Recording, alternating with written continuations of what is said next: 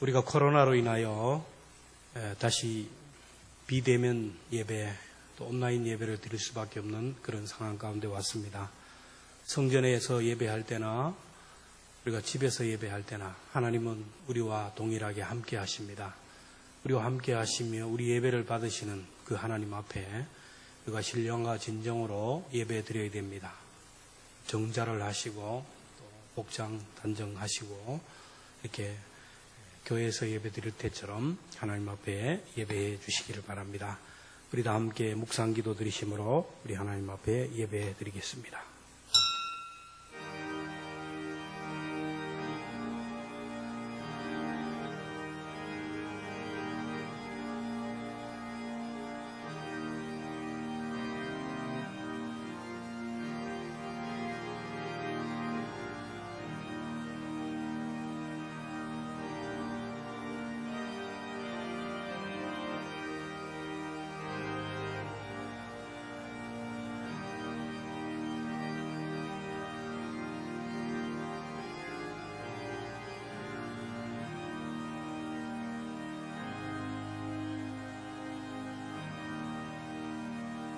대저 사람의 길은 여호와의 눈앞에 있나니 그가 그 사람의 모든 길을 평탄하게 하시느니라.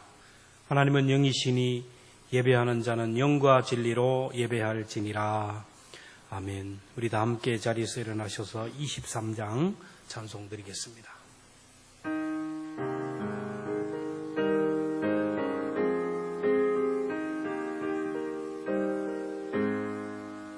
만입이 내게 있으면 그 입 다 가지고 내 구주 주시는 정을 늘 찬송하겠네. 내 은혜로신 하나님 날 도와주시고 그 크신 영광 넓히펴 알게 하소서.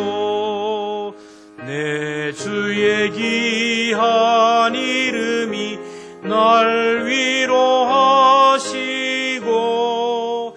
이기의 음악 같으니 참 희락되도다. 내 죄의 권세 깨뜨려 그 결 바꾸시고 이 추한 마음을 비로소 곧정케 하셨네.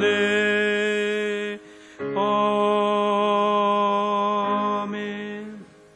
성시교독은 22번에 있는 시편 37편을 교독합니다.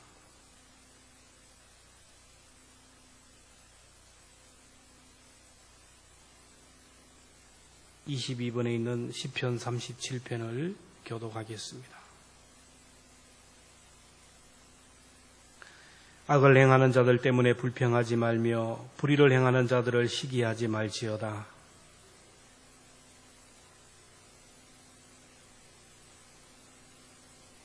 여호와를 의뢰하고 선을 행하라. 땅에 머무는 동안 그의 성실을 먹을거리로 삼을지어다.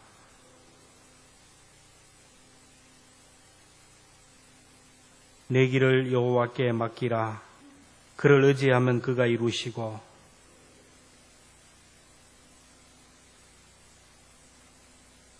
여호와 앞에 잠잠하고 참고 기다리라.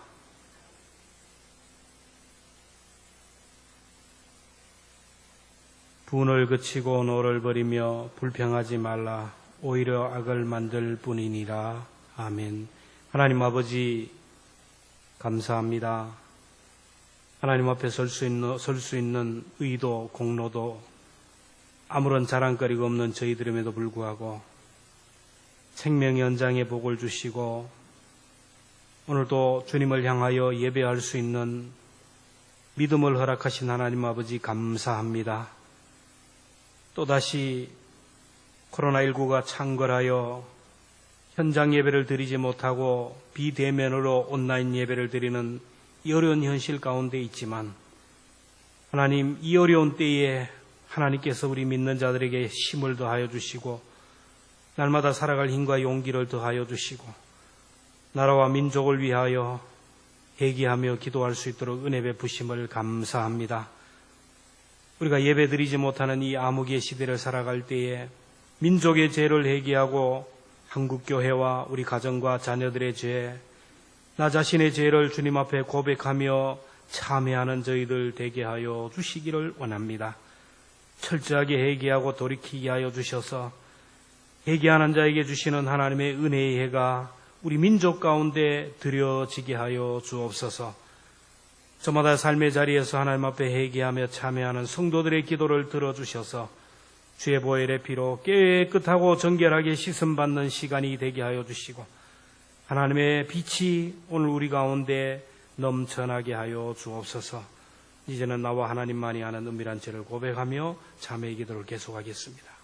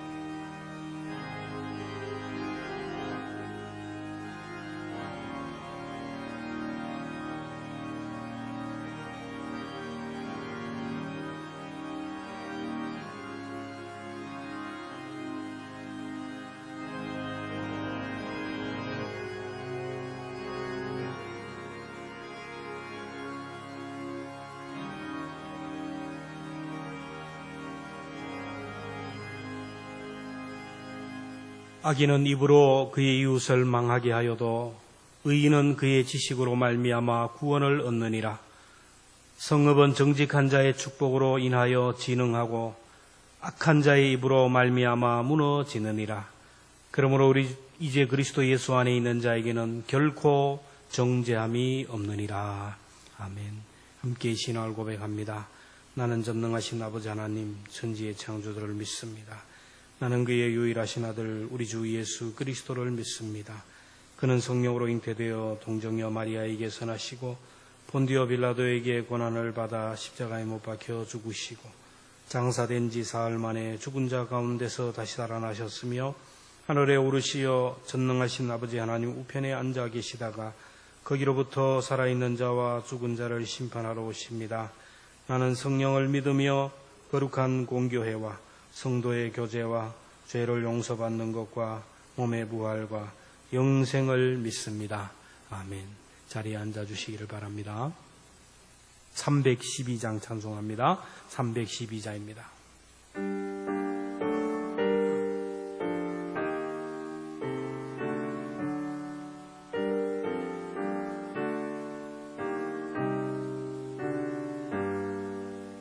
너 하나님께 이끌리어 일평생 주만 바라며 너 어려울 때 힘주시고 언제나 지켜주시리.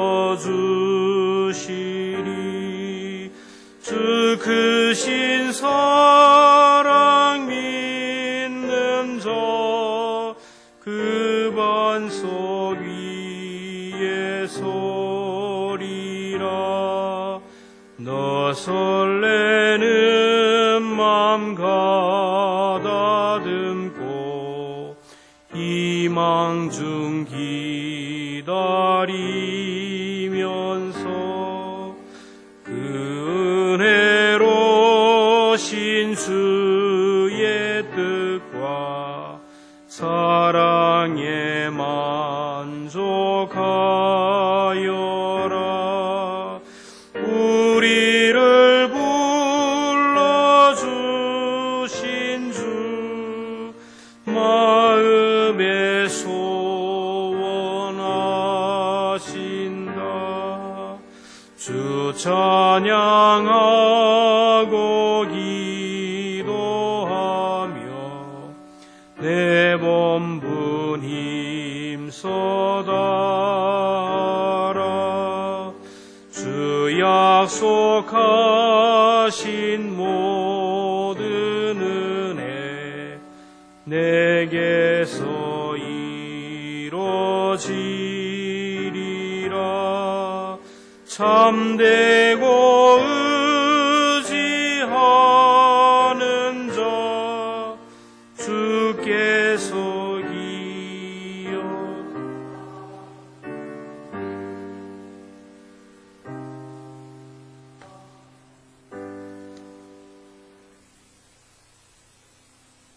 천지 만물을 창조하시고 우리의 능력이 되시는 전능하신 하나님 아버지, 은혜를 감사드립니다.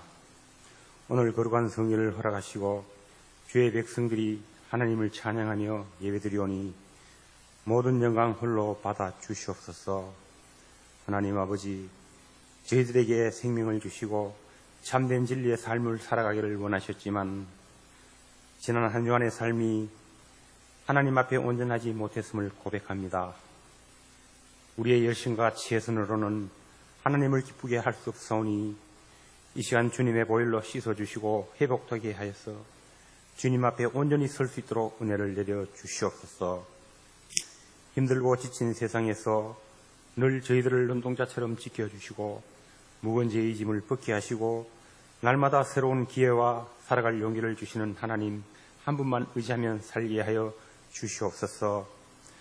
자비로우신 하나님, 유난히도 긴 장마와 홍수로 인하여 많은 인명피해와 재산이 손해를 입은 수재민을 위로하여 주시고 수재민들의 상처가 빨리 회복될 수 있도록 도와주시옵소서.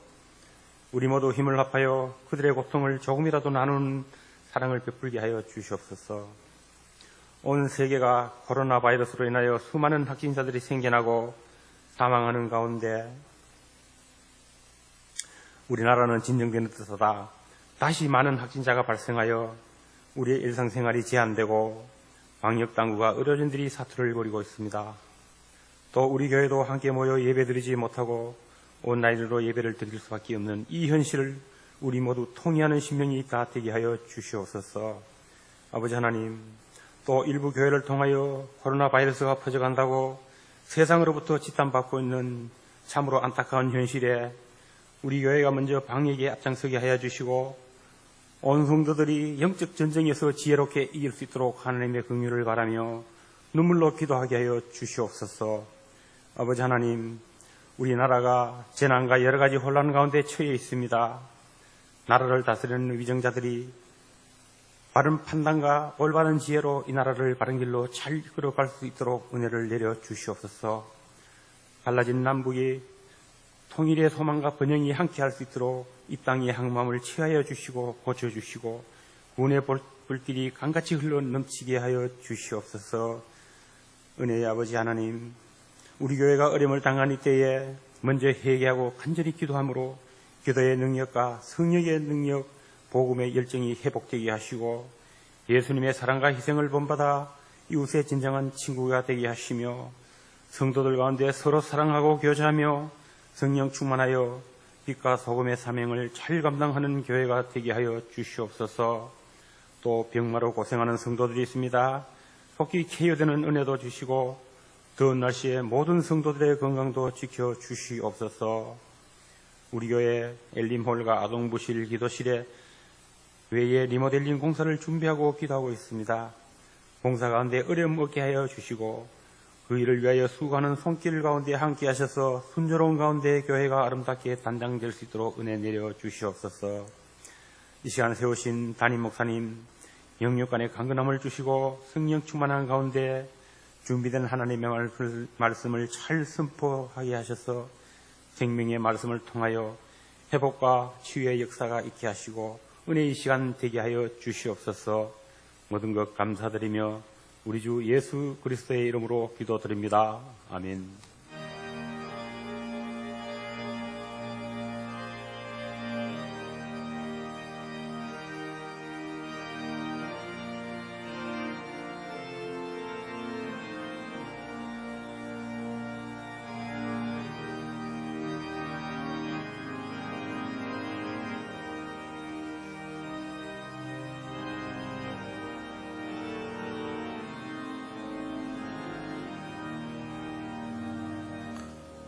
오늘 우리에게 주신 하나님의 말씀은 구약성경 열왕기상 19장 1절부터 10절까지입니다. 열왕기상 19장 1절부터 10절까지 말씀입니다.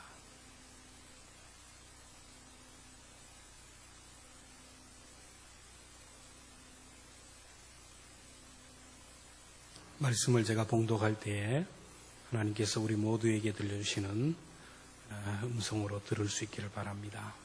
아합이 엘리야가 행한 모든 일과 그가 어떻게 모든 선지자들을 칼로 죽였는지를 이세벨에게 말하니 이세벨이 사신을 엘리야에게 보내어 이르되 내가 내일 이맘때에는 반드시 내 생명을 저 사람들 중 한 사람의 생명과 같게 하리라. 그렇게 하지 아니하면 신들이 내게 벌 위에 벌을 내림이 마땅하니라 한지라. 그가 이 형편을 보고 일어나 자기의 생명을 위해 도망하여 유다에 속한 브엘세바에 이르러 자기의 사한을 그곳에 머물게 하고 자기 자신은 광야로 들어가 하룻길쯤 가서 한 로뎀 나무 아래에 앉아서 자기가 죽기를 원하여 이르되 여호와여 넉넉하오니 지금 내 생명을 거두시옵소서. 나는 내 조상들보다 낫지 못하니이다 하려고 로뎀 나무 아래에 누워 자더니 천사가 그를 어루만지며 그에게 이르되 일어나서 먹으라 하는지라.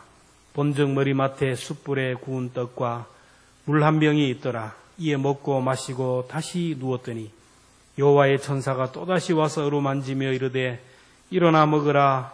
내가 갈 길을 다 가지 못할까 하노라 하는지라.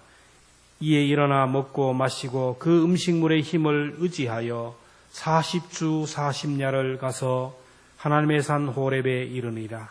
엘리야가 그곳 굴에 들어가 거기서 머물더니 여호와의 말씀이 그에게 임하여 이르시되 엘리야야 내가 어찌하여 여기 있느냐. 그가 대답하되 내가 만군의 하나님 여호와께 열심히 유별하오니 이는 이스라엘 자손이 주의 언약을 버리고 주의 제단을 헐며 칼로 주의 선지자들을 죽였음이오며 오직 나만 남았거늘 그들이 내 생명을 찾아 빼앗으려 하나이다. 아멘. 내가 어찌하여 여기 있느냐라는 제목으로 말씀을 나누기를 원합니다. 우생 마사라는 말이 있습니다. 우생, 소는 살고 마사, 말은 죽는다라는 말입니다. 소나 말이나 모든 짐승들은 한 번도 수영해 보지 못했음에도 불구하고 물에 빠지면 수영을 해서 살아납니다. 특별히 말은 소보다가 수영을 2배나 잘하고 빠르지만 막상 홍수가 나서 물에 빠지면 말은 익사하지만 소는 산다라는 겁니다. 소는 물에 빠지면 그냥 물에다 자기 몸을 던져버리고 물 흘러가는 대로 몸을 던져버려서 아래로 내려가면서 서서히 물 밖으로 나와서 탈출을 합니다. 이번에 홍수로 인하여 소들이 물에서 탈출을 하고 그 누구도 가르쳐주지 않았는데 그 아주 해발 500m 되는 높은 사찰에 피난했던 것을 보게 됩니다.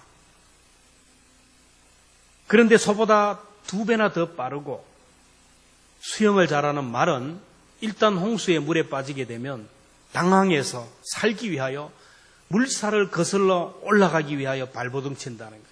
아무리 힘이 있어도 물살을 거슬러 올라가려고 하지만 늘 제자리 걸음이고 결국에는 힘이 빠져서 익사하고 만다라는 것입니다.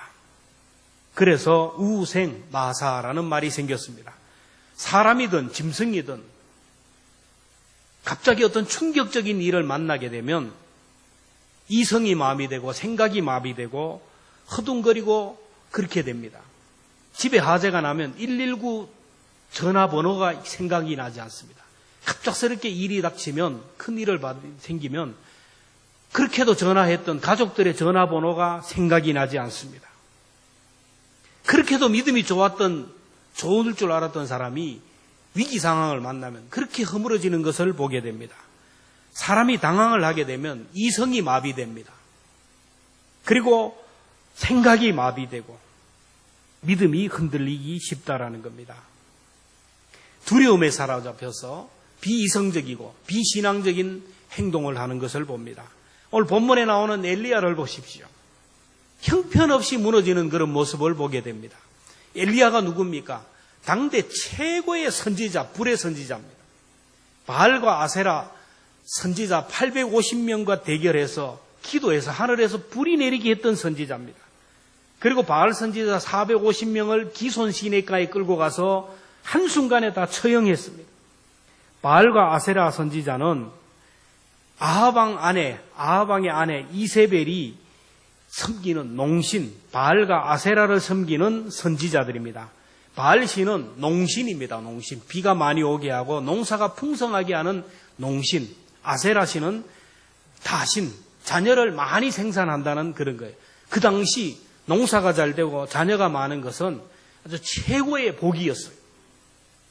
이스라엘의 왕 아하방은 페니키아 왕의 딸인 이 이세벨을 아내로 맞았는데, 이세벨이 들어올 때 바알신과 농신, 아세라신, 다신을 가지고 와서 섬겼고, 그것을 섬기는 850명의 선지자들을 양육하면서 이들을 통하여 이스라엘 땅에 포교 활동을 했습니다.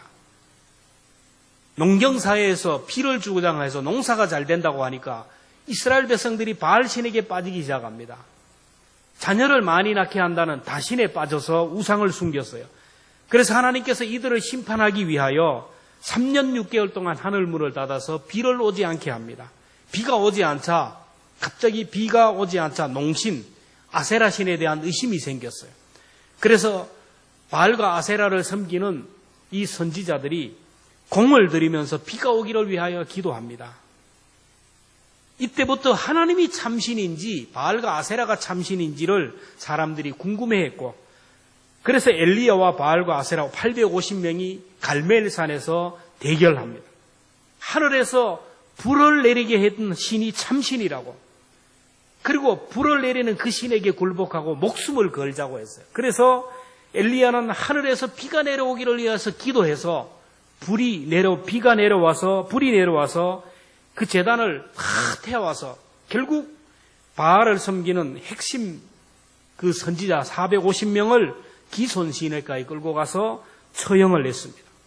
그리고 3년 6개월 동안 비가 오지 않는 땅을 위하여 기도해서 하늘에서 비를 내리게 했습니다. 엘리야는 우상을 척결했고 나라의 경제적인 문제를 한순간에 해결했습니다. 그리고 하나님이 참신이라는 것을 온 세상에 선포했습니다. 그런데 아하방의 아내 이세벨이 자기가 섬기는, 자기가 이렇게 밀어주고 포교 활동을 했던 오른팔과 왼팔과 같은 그 많은 사람들을 죽였다는 소리를 듣고 분노해서 엘리야에게 통보를 합니다. 죽이겠다고. 엘리야가 이 소식을 듣고 어떻게 했습니까? 이해가 되지 않는 행동을 합니다. 3절에 보면 그가 이 형편을 보고 일어나 자기 생명을 위하여 도망하여, 그렇게 많은 사람을 죽일 때는 언제고 자기 생명을 죽인다 하니까 도망했어요. 4절에 보면 로렌 나무 아래서 여호와여 내 생명을 거두어 주십시오. 나를 죽여달라고 합니다. 그렇게 능력 있는 선지자가 한순간에 무너지기 시작하고 죽여달라고 하는 거예요. 엘리야와 같은 영적 거장이 이렇게 넘어졌다면 오늘 우리들은 두말할 것도 없어요. 모세도 그랬습니다. 민수기 11장 14절 이하에 보면 책임이 심히 중하여 나 혼자는 이 모든 백성을 감당할 수 없나이다. 주께서 내게 이같이 하실진대 구하옵나니 내게 은혜를 베푸사 즉시 나를 죽여 내가 고난당함을 내가 보지 않게 하옵소서. 너무너무 힘드니까 죽었으면 좋겠다. 죽여달라고 하는 거예요. 요나도 그랬어요. 요나서 4장 3절에 보면 여호와여 원하오니 이제 내 생명을 거두어 가소서. 사는 것보다 죽는 것이 내게 낫습니다. 엘리야도 모세도 요나도 충격적인 상황을 만나니까 한순간에 우울증에 빠지고 죽고자 했습니다. 강한 사람일수록, 배운 사람일수록, 잘난 사람일수록 충격적인 일을 만나면 쉽게 무너지고 망가진다라는 겁니다. 삶을 포기한다라는 거예요. 자살하는 사람들의 통계를 보면 의외로 지식인들, 많이 가진 자들, 지도층에 있는 사람들이 훨씬 더 많습니다. 사람을 살리는 의사들이 자살률이 높다라는 것이요. 사람들이 병이 들면 의사를 하나님처럼 따릅니다. 신처럼 따라요. 그래서 의사의 손에 내 생명이 달렸다고 생각하고 그렇게 믿고 따릅니다.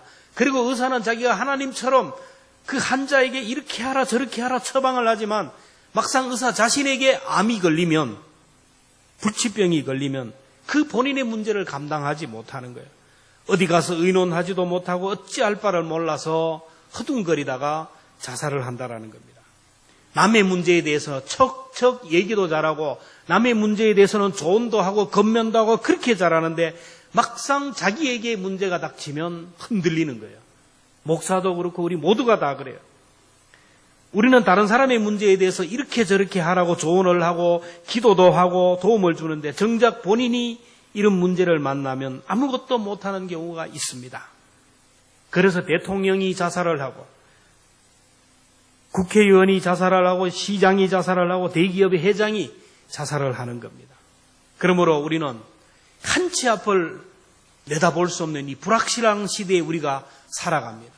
오늘 우리 앞에 어떤 일이 있을지 모르기 때문에 이 어려운 시대에 오늘 본문을 통하여 예방주사를 맞아야 합니다. 본문을 통하여 우리가 어떤 상황 가운데도 영적으로 침체하지 않고 어떤 위기 가운데서도 흔들리지 않고 승리할 수 있는 지혜를 배워야 됩니다. 엘리야가 탈진한 이유가 뭡니까? 엘리야가 탈진한 이유는 연약한 자기 자신만을 보았기 때문이에요. 사람이 충격적인 일을 만나면 간이 콩알만해진다 그런 거예요. 충격적인 일을 만나면 간이 콩알매면서 사람이 바짝 긴장을 하고 오므려지는 겁니다. 기가 죽어서 낙심하고 절망합니다. 아합 왕의 아내 이세벨이 사람을 보내어서 24시간 안에 죽이겠다고 하자 엘리야는 순간적으로 간이 콩알만하고 변하고 풍전등화와 같은 자기 자신의 초라한 모습을 보고 절망을 합니다. 이세벨은 아합 왕의 부인으로서 막강한 권력을 휘두르던 사람입니다. 하나님을 섬기는 이스라엘에 바알과 아세라 신을 가지고 들어오고 바알과 아세라 선지자 850명을 키우고 마음껏 포교 활동을 했던 그런 영향력 있는 사람입니다. 막강한 권력을 가진 그 여인, 그가 분노해가지고 엘리야를 죽이겠다. 오늘 2절에 보면 아주 구체적으로 24시간 안에 너를 죽이겠다. 그냥 죽이겠다 그러면 괜찮은데 24시간 안에 죽이겠다.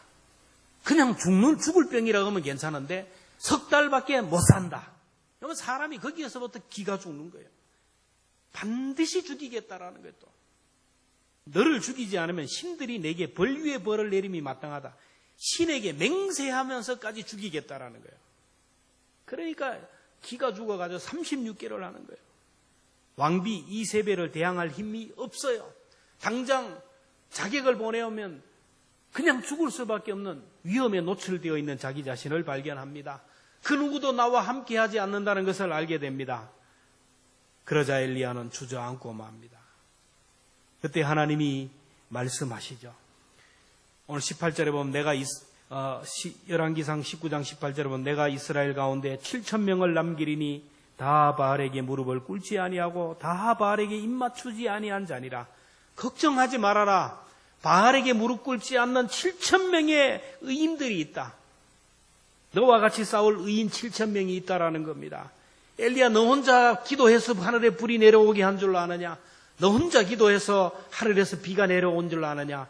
의인 7,000명이 함께 기도했기 때문이라는 거예요. 하나님이 준비한 의인들이 있다라는 것입니다. 오늘 우리들이 세상에서 환난을 당하고 어려움을 당하고 위기 상황을 만날 때 세상에 나 혼자밖에 없다라는 생각이 들 때가 있어요. 세상에 나 혼자밖에 없다. 그 누가 나의 고통을 알고 그 누가 나의 외로움을 알까? 나 혼자라는 의식이 드는 순간이 가장 위험한 순간이고 그 순간이 내가 병이 드는 순간이고 우울증에 들어가는 순간입니다. 나 혼자라는 생각이 얼마나 위험한지 모릅니다. 외로움과 고독은 곧바로 치매로 연결돼요. 혼자 있기를 좋아하는 사람, 치매로 간다라는 거예요. 나 혼자라는 의식을 가지고 외로움 가운데 사는 사람은 치매에 걸리기 쉽다라는 겁니다. 정신적으로 문제가 생기고 육체적으로, 영적으로 문제가 생겨요. 그래서 하나님은 항상 가정이라는 공동체를, 교회라는 공동체를, 이웃이라는 공동체를 주셨어요. 사탄은 항상 공동체를 깨려고 합니다. 공동체를 깨려고 하는 거예요. 교회에 재미가 없게 만드는 거예요. 성도들과의 관계가 재미가 없게 만드는 거예요. 어떤 사람이 복 있는 사람이냐? 함께 있을 수 있는 사람이 복 있는 사람. 그래서 교회 잘 다니고 예배도 잘 드리고 구역 예배도 드리고 교제하면서 섬기는 사람들은 통계적으로 장수한다라는 것이고 건강하다라는 거예요. 교회만 잘 다녀도 치매에 걸리지 않는다라는 거예요. 오늘 우리들에게는 하나님이 보내신 천사들이 있고 돌아보면 하나님이 준비하신 의인들이 많습니다. 그러므로 낙심이 되고 절망이 되고 고독하고 외로울 때 창문을 활짝 열어버리고 대문을 열고 밖으로 나가야 됩니다. 손을 펼쳐서 다른 사람의 손을 잡아야 돼요. 종교개혁자 마르틴 루터는 우울증에서부터 벗어나기 위해서는 홀로 있지 말라라는 거예요. 혼자 있는 사람, 커튼을 닫아놓고 혼자 있는 사람은 우울증에 걸려요. 커튼을 걷어버리고 창문을 열어버리고 밖에서부터 들려오는 소리를 들어야 되고 창밖에서 펼쳐지는 세상을 보아야 됩니다. 사람을 만나야 됩니다. 하나님 앞에 나가 예배해야 됩니다. 그리고 낙심과 우울증에서 벗어나기 위해서는 다른 사람의 도움을 청하라는 거예요. 하나님은 우리를 도우기 위하여 하나님의 사람들을 많이 붙여주셨어요. 세상에 나만 당하는 고난이고 세상에 나만 당하는 이 어려움이고 나만 겪는 아픔이라고 생각하는 그 마음은 버려야 돼요. 자신만이 특별한 존재고 내가 당하는 문제만 특별한 일이라는 생각을 버려야 됩니다. 나는 실패해서 세상을 다 산 것 같지만 근데 다른 사람과 얘기해보면 그 사람은 그냥 미소를 지으면서 어깨 툭툭 치면서 아무것도 아니라고 얘기하는 거 그 이유가 뭡니까? 그 사람은 이미 내가 겪고 있는 문제를 이미 경험한 사람이고 나처럼 이 실패를 경험한 사람이고 고통 가운데 울어본 사람이고 이 고통 가운데 정답을 발견한 사람이에요. 내 주변에 보면 내가 당하는 문제, 나와 똑같은 문제를 가지고 고통당하고 눈물 흘리고 기도하면서 해답을 가진 인생의 노하우를 가진 사람들이 너무너무 많아요. 그 사람들에게 도움을 요청하면 하나님이 그 사람들을 통하여 우리에게 도움을 주신다라는 거예요. 엘리야처럼 나 혼자라는 생각이 들 때에 창문을 열어버리고 손을 펼쳐서 사람을 만나고 하나님이 막 보낸 천사를 통하여 힘을 얻기를 주님의 이름으로 축복합니다. 엘리야가 또 왜 침체되었습니까? 하나님이 자기와 함께 한다는 것을 알지 못했기 때문이에요. 엘리야는 이세벨이 죽이겠다고 협박하니까 필사적으로 도망을 하는데 엘리야가 도망하는 이 모습을 보면 그 속에 하나님이 계시지 않았어요. 하나님이 함께 한다는 의식이 없었어요. 지도를 보면 갈멜산에서 브엘세바까지 도망을 했는데 저 검은 뻘건 그 갈멜산이고 브엘세바까지가 몇 킬로냐면 128킬로, 120. 여러분 128킬로를 어떻게 걸어서 그렇게 도망을 합니까? 36개를 나왔는 거예요. 그리고 브엘세바에 사한을 남겨두고 하룻길을 걸어서 또 광야길로 들어갑니다. 이렇게 먼 거리를 도망하는 필사적으로 도망하는 엘리야의 의식 속에 하나님이 없었어요. 하나님이 함께 한다는 것을 알았다면 저렇게 허겁지겁 도망하지 않았을 겁니다. 하나님이 함께하는 사람은 서두르지 않습니다. 급하지 않습니다. 여유가 있습니다. 하나님이 함께하는 사람은 일을 해도 쉼표가 있고 평안이 있어요. 하나님이 없는 사람은 인생이 지쳐요. 하나님이 없는 인생을 보세요. 아침부터 저녁까지 얼마나 바쁜지 죽을 똥 살 똥 모르고 뛰고 또 뛰고 그러다가 지쳐서 병들게 되는 거예요. 그러나 하나님이 있는 사람은 달라요. 엘리야가 하나님이 함께 한다는 것을 알지 못하자 그렇게 도망하고 결국 로덴나무 아래서 지쳐서 나를 좀 죽여달라고 더 이상 살기 싫다고 하소연을 합니다. 그때 하나님이 천사를 보내서 엘리야를 어루만져 주시고 숯불에 구운 떡과 물을 마시게 했어요. 5절에 보면 로덴나무 아래에 누워 자더니 천사가 그를 어루만지며 7절에 보면 여호와의 천사가 또다시 와서 어루만지며 엘리야는 쓰러져 잠을 자서 느끼지 못했지만 그 시간에 하나님이 엘리야를 어루만져 주셨습니다. 그렇습니다. 오늘 저와 여러분들이 이만한 건강을 가지고 이렇게 살아갈 수 있는 것, 이만한 신앙을 가지고 이렇게 예배의 자리에서 하나님을 바라볼 수 있다라는 것, 바로 보이지 않지만은 하나님이 우리를 만져주셨기 때문에, 치료해 주셨기 때문입니다. 너무나고 피곤하고 너무나 지치고 정말 탈진할 정도로 잠자리에 쓰러져 죽은 듯이 잠을 자지만 아침에 거뜬한 몸으로 일어날 수 있는 이유가 뭡니까? 잠자는 시간에 하나님이 나를 만져주셨기 때문에 우리가 그렇게 일어날 수 있는 거예요. 믿음적으로 낭망이 되고 시험이 들고 정말 모든 것을 포기하고 싶은 마음이 있을 때 예배의 자리에 나오고 또 기도하다 보면 나도 모르게 살아갈 힘과 용기를 얻고 영적으로 회복되는 이유도 뭐냐면 그 시간에 하나님이 우리를 만져주셨기 때문이에요. 부모는 자식이 힘들고 지쳐서 쓰러져 자는 모습을 보면 마음이 아파요. 얼마나 힘들면 저렇게 코를 골며 자는가. 얼마나 지쳤으면 저렇게 피곤하게 잘까. 그래서 이불도 덮어주고 자녀의 등을 쓰다듬으면서 축복해 줍니다. 여러분도 잠을 자다가 가끔씩 일어나서 가족들이 잠자는 모습을 한번 보십시오. 코를 골며 잠자는 모습을 보면서 마음이 찬해야 돼요. 얼마나 힘들면, 얼마나 피곤하면 저렇게 잘까. 그래서 그 축복해야 돼요. 하나님께서는 당신의 자녀들이 지쳐서 쓰러져 잠들어 있을 때 측은하게 생각하고 불쌍히 여겨서 우리의 등을 어루만져 주시고 치료하시고 회복시켜 주셨기 때문에 오늘 우리가 이 자리까지 서게 됩니다. 그래서 하나님이 나를 만져주시도록 엘리야처럼 로덴 나무에서 쉴 줄 알아야 됩니다. 하나님이 없는 인생은 쉴 줄을 몰라요. 우리가 수고하고 무거운 짐을 하나님께 맡기며 쉴 줄을 알아야 됩니다. 주일은 쉬는 날입니다. 하나님의 품에 안기는 날이고 하나님이 우리를 만져주시고 회복시키는 날이에요. 그리고 우리는 하나님이 보낸 천사가 되어야 돼요. 그래서 상처받은 영혼들, 낙심한 영혼들, 삶의 의욕을 잃어버린 영혼들을 어루만질 수 있는 그 사역을 감당해야 됩니다. 하나님이 천사를 통하여 엘리야에게 떡과 물을 먹게 해서 힘을 주셨듯이 오늘 우리는 하나님의 천사가 되어서 다른 사람에게 사랑을 공급하고 에너지를 공급해. 사람은 무엇으로 사는가? 떡만 먹고 사는 것이 아닙니다. 사랑을 먹고 사는 거예요. 우리가 식사를 대접하잖아요. 그럼 고맙다고 얘기하죠. 근데 그 식사, 그거 먹고 영양가가 있어가지고 내가 힘을 얻는 게 아니에요. 그 사람이 베푸는 사랑을 먹기 때문에 힘을 얻는 거예요.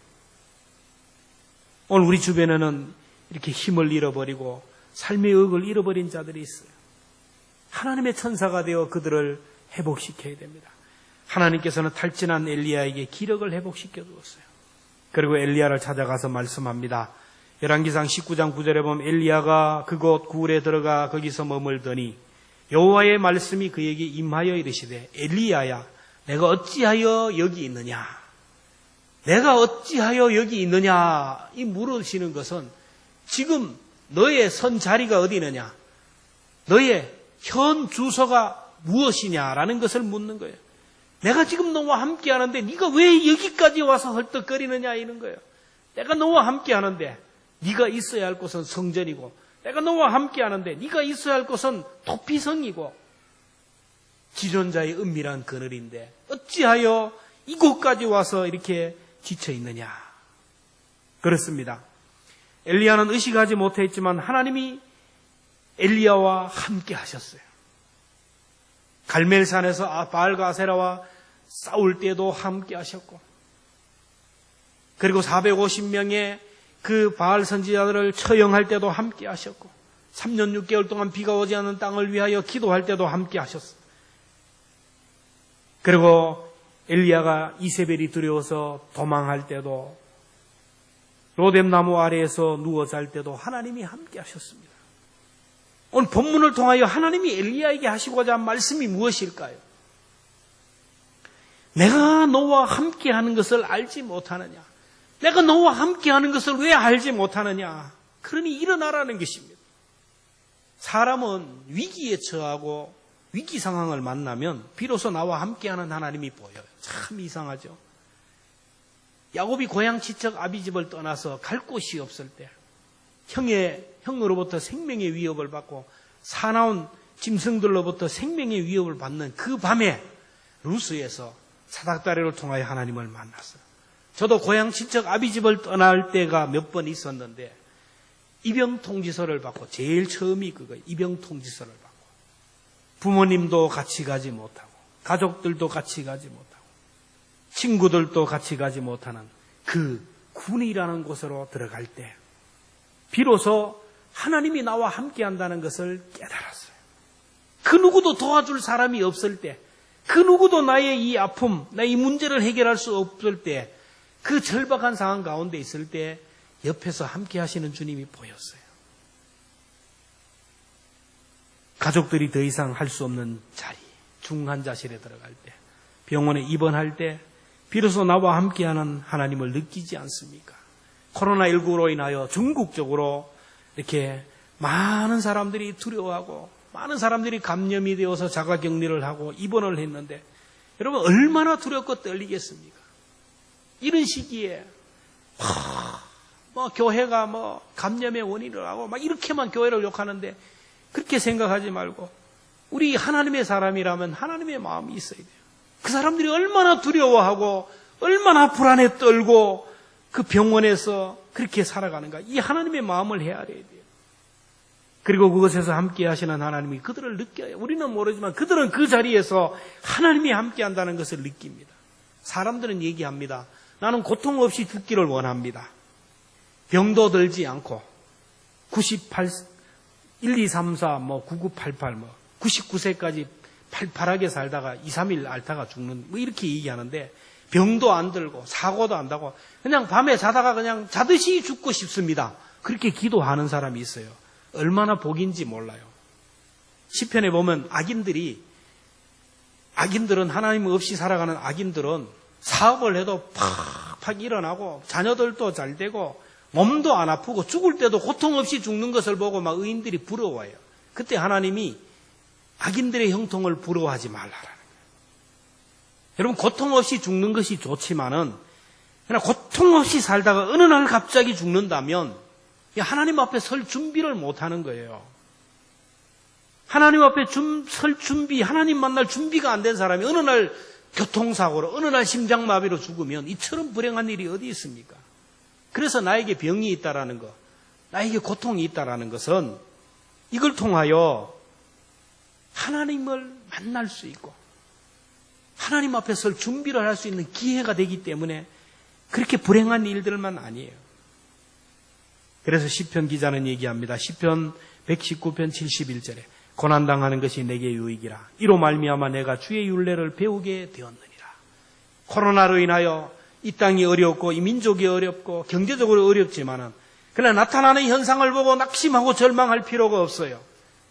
이 가운데 그들이 고난 가운데 하나님이 함께 하심을 깨닫는 사람이 얼마나 많고 이 어려운 가운데 믿음이 연단되고 훈련되는 사람들이 얼마나 많은지 몰라요. 위기 가운데 하나님을 발견하고 하나님을 만나는 사람들이 많아요. 비 온 뒤에 땅이 굳어지듯이 이 고난 가운데 하나님 주신 은혜가 크다라는 겁니다. 엘리야가 탈진한 이유는 사명을 잊어버렸기 때문입니다. 여러분 할 일이 있는 사람은 지치지 않습니다. 피곤치 않아요. 오늘 할 일이 있는 사람은 새벽에 일찍 일어납니다. 그래서 그 일을 위해서 내가 뭘 해야 될지를 준비하고 그 일을 하다 보면 피곤하지가 않아요. 지치지가 않아요. 할 일이 없는 사람은 자도 잠이 와요. 왜 그렇게 피곤하고 왜 그렇게 재미가 없고 그 하루하루가 삶이가 그렇게 무의미한 거예요. 엘리야가 갈멜산에서 바알과 아세라와 대결할 때 영적 전쟁을 할 때 지치지 않았어요. 피곤치 않았어요. 3년 6개월 동안 비가 오지 않는 땅을 위하여 기도할 때도 피곤하지 않아요. 바알 선지자 450명을 기손 시내가로 끌고 가서 처형할 때도 영적으로 충만했어요. 엘리야가 바알의 선지자 450명을 죽었는데 여러분 얼마나 힘든 일이에요. 갈멜산에 가면 지금도 갈멜산에 가면 엘리야의 동상이 이렇게 서 있어요. 엘리야의 동상이 서 있는데 엘리야 손에 뭐냐면 칼이 들려져 있어요. 칼을 좀 더 자세히 보면 좋은데 칼이 이렇게 굽어져 있어요. 휘어져 있어요. 얼마나 많은 사람들을 죽였기에 칼이 저렇게 휘어져 있을까요? 사람을 죽이는 일이 보통 힘든 것이 아니에요. 그 많은 사탄의 무리를 죽이는데 얼마나 힘이 들겠습니까? 그는 영적으로 충만하고 사명이 붙들려 있었기에 그는 지치지 않았습니다. 근데 그가 이 엄청난 사역을 끝나고 나서 쉬는 그 타임에 사탄이 틈을 탔어요. 사역을 마치고 이제 끝났다 한숨을 쉬는 그 순간에 갑자기 이세벨로부터 협박을 받은 거예요. 사탄은 지금도 똑같이 역사합니다. 사탄의 역사하는 방식은 스타일이 똑같아요.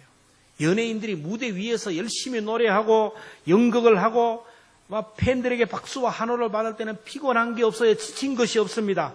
근데 무대에서 딱 내려오는 순간 몰려오는 공허감 때문에 고독에 빠지고 우울증에 빠져서 술에 마약에 빠지는 거예요. 많은 사람들이 인기를 받고 박수를 받고 활동할 때는 지칠 줄 모르고 일을 합니다.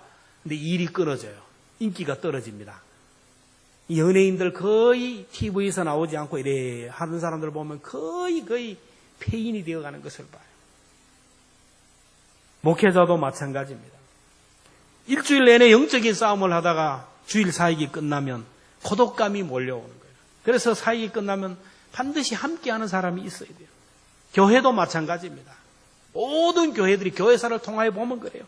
교회가 뭐 건축을 하든지 간에 리모델링을 하든지 간에 교회가 뭐 어떤 폭발적인 전도 운동을 하든지 간에 무슨 일을 할 때는 사탄이 역사에도 영적으로 충만하기 때문에 시험에 들지 않아요. 일이 딱 끝나면 그때 시험이 들어요. 사탄이 틈을 탄다는 거예요. 엘리야가 바알과 아세라 선지자 450명과 싸우고 승리하고 450명을 사형을 시키고 비 오지 않는 땅을 비가 오도록 기도했어요. 한마디로 영적인 문제, 경제적인 문제를 해결하는 순간 일이 끝났다 하는 순간에 시험이 들었어요. 사탄이 역사를 합니다. 이세벨을 통하여 협박합니다. 이런 큰 일을 했으면 인간적으로 보면 아합 왕이 사람을 보내어서 엘리야를 불러서 상급을 주고 감사패를 주고 기념비를 세우고 칭찬을 해야 되는데 모른 척하는 거예요. 자기 아내 이세벨이 엘리야를 죽이겠다고 하는데도 모른 척하는 거예요. 이 배신감 어떻습니까? 그렇게 자기와 함께하면 으쌰으쌰 했던 사람들이 하나도 자기 편에 서지 않고 자기를 도와주지 않아요. 이런 공허할 때 사탄이 가서 밀가불 듯이 흔들어요. 엘리야의 마음을 격동하게 하는 거예요. 봐라, 네가 혼자 북치고 장구치고 했지. 오늘 이거예요. 그래서 로덴 나무 안에서 됐습니다. 죽여달라고 하는 거예요. 오늘 우리가 사역을 하고 막 하고 하면은 그래요. 사역의 성과들이 나타나야 돼요. 엘리야를 보세요. 그렇게 역사를 했으면 아합 왕이 변해야 되는데 변한 것이 없어요. 그 우상을 섬기는 그 수많은 사람들은 한순간에 척결하고 경제적인 문제가 해결되었는데 백성들이 변하는 것이 없어요. 도리어 환경이 악화되는 거예요. 자기를 죽이려고 하는 거예요. 그러니까 우울증에 빠지는 거예요. 오늘 우리들이 사역을 할 때 그렇게 열심히 그렇게 기도하면서 했는데 사람이 변하지 않아요.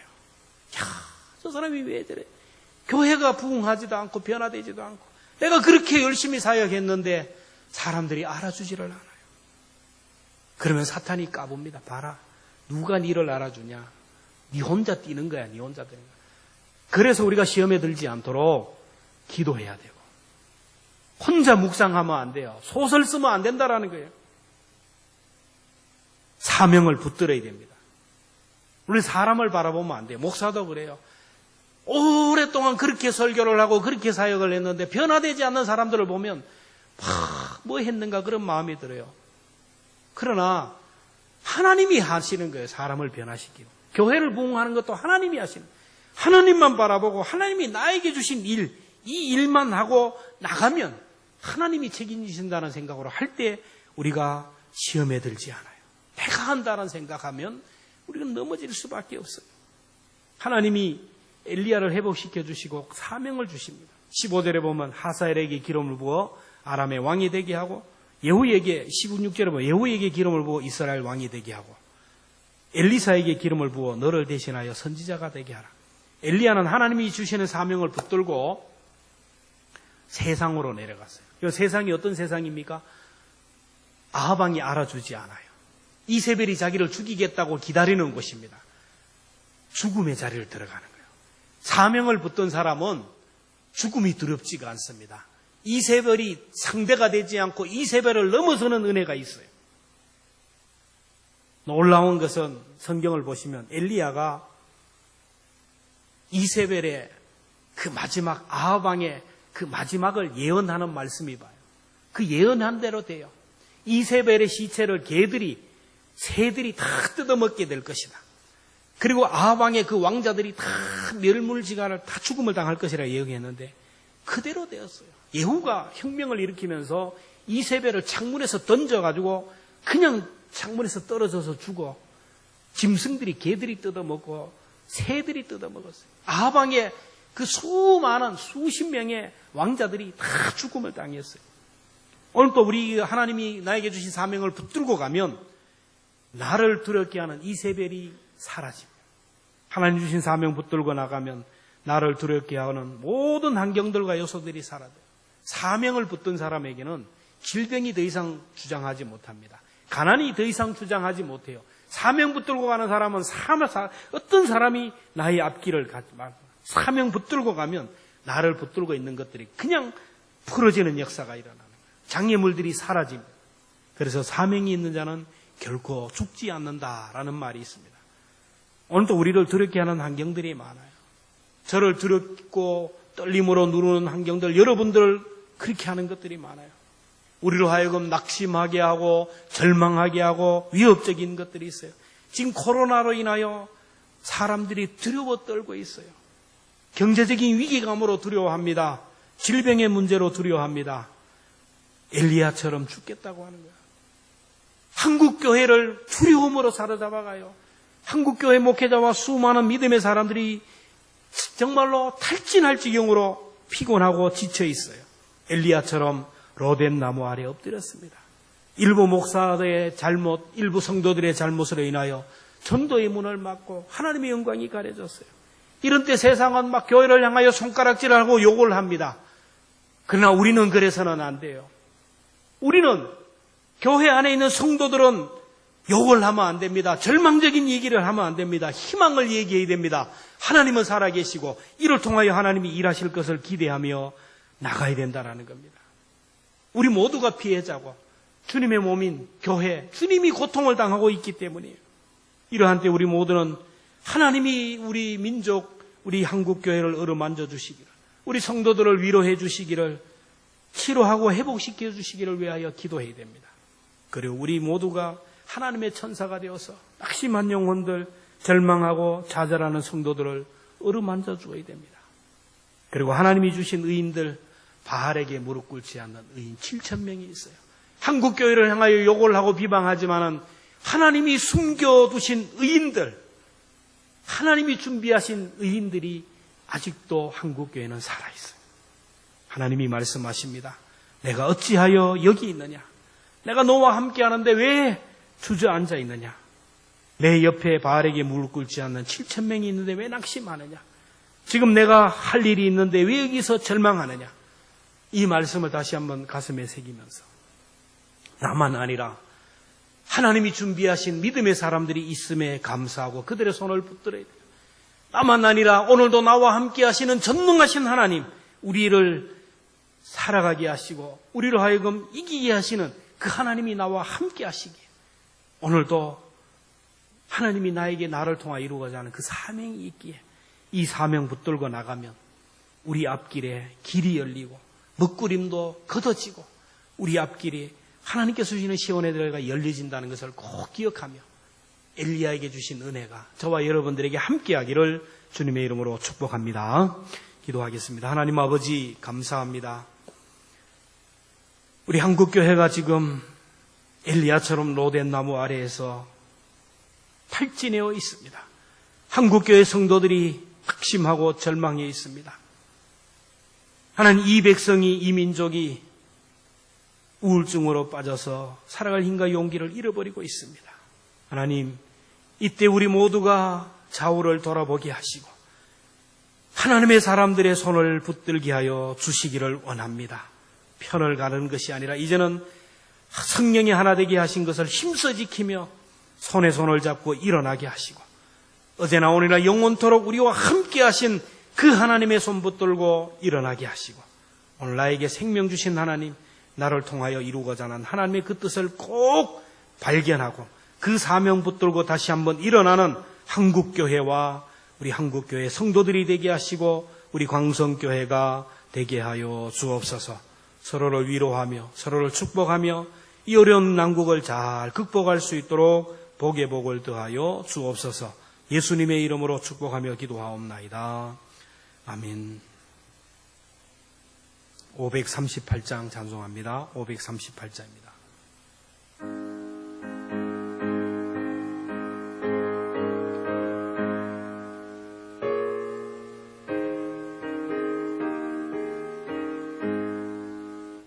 죄짐을 지고서 고나고 내 마음속에 주 영접하며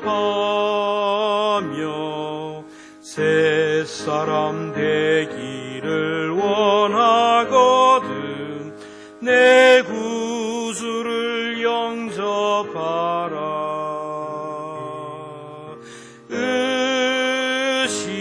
의심을 다 버리고 구주를 영접하라. 마음은 다 열어놓고 내 구주를 영접하라. 정결하게 되기를 원하거든 내 마음속에 주 영접하며 생명수 마시기 원하거든 내 구주를 영접하라. 의심을 다 버리고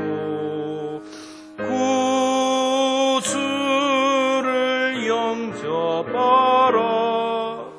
마음은 다 열어놓고 내 구주를 영접하라. 진실한 친구를 원하거든 내 마음속에 주 영접하며 내 맘의 평안을 원하거든 내 구주를 영접하라.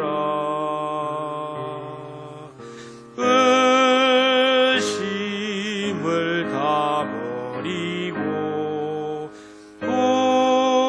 구주를 영접하라.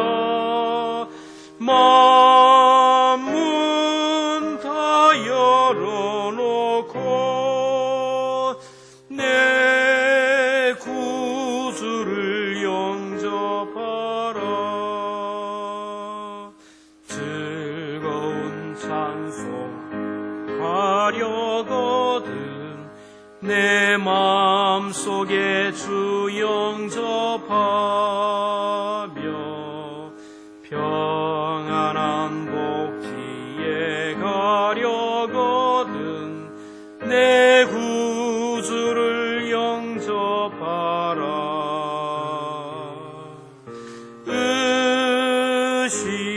의심을 다 버리고 구주를 영접하라. 마음은 다 열어놓고 내 구주를 영접하라. 교회 소식입니다. 주보를 참조해 주시기를 바랍니다. 이 코로나19가 다시 또 이렇게 창궐해서 전국적으로 대면 예배가 또 비대면 예배로 온라인 예배로 전환이 되었는데, 교회가 이렇게 온라인 예배를 두며 사회적 거리를 두는데 우리도 삶 속에서 사회적 거리를 두며 방역 수칙을 잘 지켜서 이렇게 온라인 코로나19가 속히 종식될 수 있도록 이렇게 하시고, 하나님의 은혜가 특별히 필요한 우리 한국교회, 우리 서로 위로하고 서로 격려하며 서로 보듬어주는 그런 좋은 공동체가 되기를 주님의 이름으로 부탁을 드립니다. 우리 구역별로 만나지는 못하지만 또 전화상으로나 해서 이렇게 서로 건면하면서 서로 위로하면서 살아가기를 바라고, 우리 다음 주부터는 또 우리가 예배, 현장 예배를 위해서 우리가 장로님들과 함께 머리를 맞대고 또 안건을 우리가 만들려고 합니다. 위에서 기도해 주시기를 바랍니다.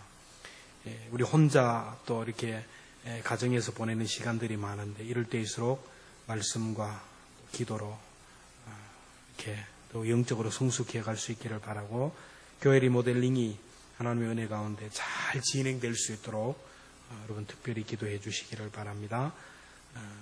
그리고 강찬 집사님이 도립요양병원으로 또 이렇게 직장을 옮겼습니다. 위에서 기도 많이 해 주시기를 바랍니다. 기타 자세한 광고는 주보를 참조해 주시기를 바랍니다. 우리 다 함께 자리에서 일어나셔서 우리 하나님의 사랑을 사모하는 자 함께 찬양합시다.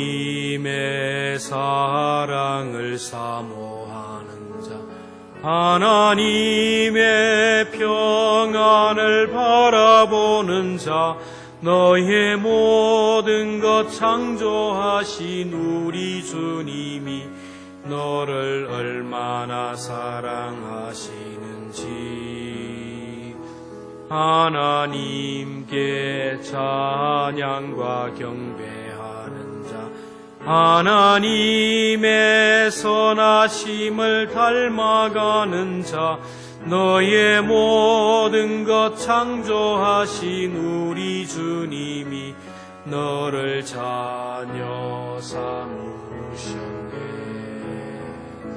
하나님 사랑의 눈으로 너를 어느 때나 바라보시고, 하나님 인자한 기로서 언제나 너에게 기울이시니, 어두움에 밝은 빛을 비춰주시고 너의 작은 신음에도 응답하시니, 너는 어느 곳에 있든지 주를 향하고 주만 바라볼지라, 주만 바라볼지라.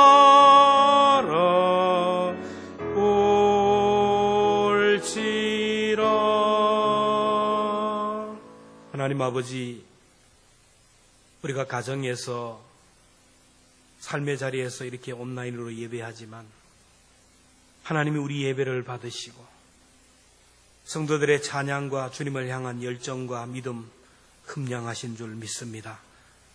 또 이렇게 예배하고 온라인으로 하나님 앞에 귀한 예물을 구별하여 드린 손길들이 있습니다. 하나님, 이 시간 제목 아시는 하나님, 우리의 마음을 보시고 우리의 믿음을 보시고 우리의 삶의 환경을 다 하나님 보신 줄로 믿사오니 하늘문을 열어주셔서 비를 내려주시고 하늘의 신령한 영으로 충만하게 하여 주시기를 원합니다. 우리 환경과 여건과 우리의 상황 바라보며 낙심하지 않도록 도우시고, 위에 계신 하나님, 오늘도 나와 함께 하시며 길을 여시고 합력하여 선을 이루시는 그 하나님의 신실하심을 바라보며 감사하며 찬양하게 하여 주시기를 원합니다.